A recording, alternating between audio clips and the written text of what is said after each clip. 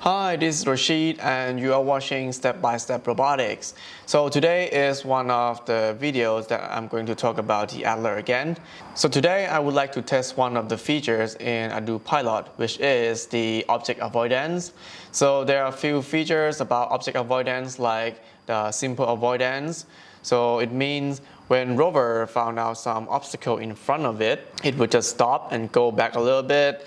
And when the object disappears, it would just go further. And another one is the Bendy-Ruler, which means when the rover found out some obstacle, he would try to bend his path and look for the open space and go avoid that obstacle. So that is quite interesting features that I want to apply to one of my projects. But that project, the rover is quite huge. And I think it would be better that I would test that function in this ATTLER at first because it's quite small and easily to handle. So the hardware of the ATTLER is pretty much the same. I'm still using the Cube Purple and ESC and motors and the DC-DC regulators. Just a nano is still same. So I removed the here 3 GPS. And right now it is F9P GPS and the GPS pole also getting higher. So on the UR2 port of this GPS is connecting to the XB. So the XB will receive the RTCM message from the base station so we can easily get the RTK fix. And in front here, previously it was the interior sense camera and some bracket. And I just remove it and replace with this YDLidar, the TG30 and the regular webcam. So in the future I want to stream the camera back to the ground station from this camera. But for the object avoidance we're gonna use just only the LIDAR only. I also add this little gray router which can help me a lot for debugging the code in the JSON Nano. And it can also stream the data back to my laptop so I can see what the LiDAR is scanning and what is the object. So it's pretty much useful for developing the robot. So I'm gonna run the LiDAR driver on the JSON Nano and those information will pack into the Mavlink message and send to the cube. So to connect the cube with the JSON Nano, I'm using this kind of USB UART port. So the UART pin will connect to the telemetry 2 on the cube and the USB port will connect directly to the JSON Nano. And that is the hardware modification on the ATTLER side to do the object avoidance feature.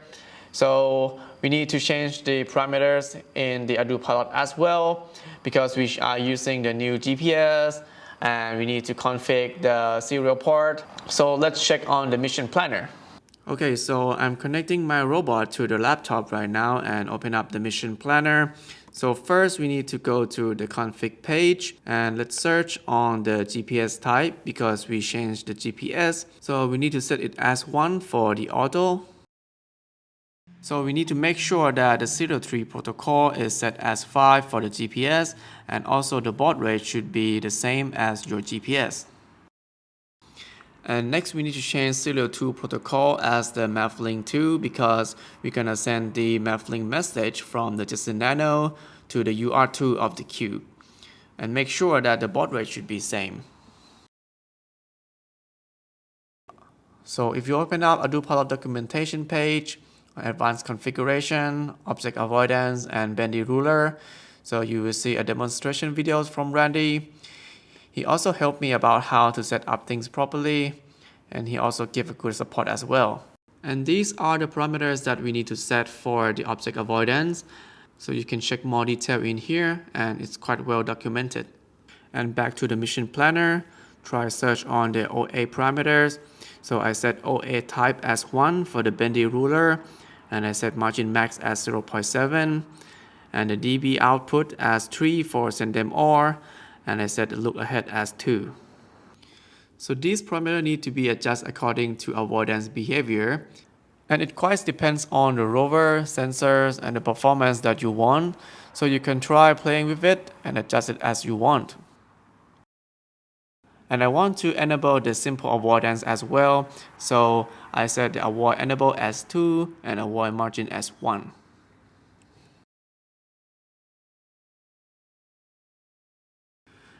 And we want to see the obstacle on the map during we test. So we're gonna set SR2 ADSB as 10. And finally, we need to set PRX type as 2 to receive the proximity sensor from the MapLink message. Okay, so before we test, I would like to show you my base station again, which in case you might have missed my first videos about setting the ATTLERs. So here I'm still set the base station at my rooftop of my company. So here this is a wide space and high enough to get the good accuracy of the GPS signal. And here we are, this is the base station, the same configuration that I used for the last time. And I'm still using the F9P GPS, which send the RTSA message to the UART port, and this UART port is connecting to the XB. So the XB will transmit that message back to my rover, and I can get the RTK GPS. Okay, back to the mission planner. So you will see that my GPS status right now is RTK fixed, and the setting is a little bit different from last time because this time the rover got the RTCM message directly from the base station, and we didn't do the RTK injection from mission planner at all. And you will see that there is a pre-arm check proximity sensor showing up right now, and that is because we haven't started to send the obstacle distance message yet. But it's okay, we will do it later. And on the basic tuning, you will see that my PID parameters are pretty much the same. So now I switch to my Linux machine and I will explain roughly what will happen. So it's gonna be two programs running in the same time, which first one is the YDLidar CV. So the LIDAR will spin and we will get the angle and distance data, and those data will send to another script which called the AP object avoidance. So the distance that we are focusing on is the front half circle of the rover. And those data will be packed into the obstacle distance message and sent to the Ardupilot. I'm thinking to make another video explaining about the code and how things work. So if you're interested, you can check on my GitHub repo as well. Okay, so I open up two terminals, and as you know that I have that little Wi-Fi router on the robot, so I can SSH into the Distant Nano from my Linux PC.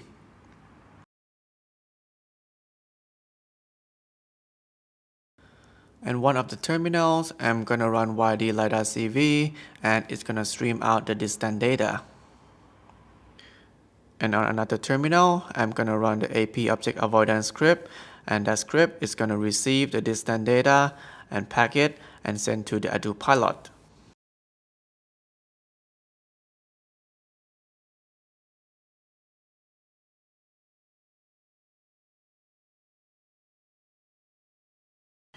Okay, back to the mission planner again. So you will see that right now on the map, there are many red circles showing there, which mean that is the obstacle that the LiDAR can detect, which is very useful for us for tuning the object avoidance parameters. So if you press Ctrl F and click on proximity, and it will show up the proximity display, and you will see the distance of the obstacle. So I think the robot is pretty much ready right now, so let's test it on.